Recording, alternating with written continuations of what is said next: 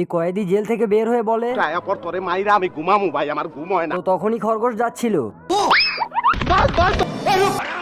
খরগোশ এক দৌড়ে ফাঁসির মঞ্চে উঠে একটি সুইচ দিলে নিচে পড়ে যায়। তো লোকটি বোতাম চাপলে সে ফাঁসিতে ঝুলে পড়ে।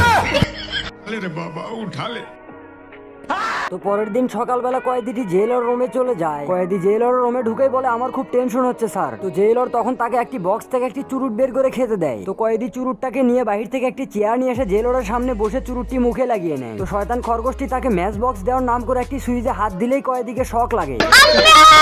তখন কয়েদির সাথে তার মুখে থাকা বিড়িটাও পুড়ে যায়। আর শয়তান খরগোশের মুখে ও সিগারেটের জায়গায় একটি কলম ছিল। তো কয়েদি রেগে গিয়ে তার টেবিলের উপরে উঠে পড়ে।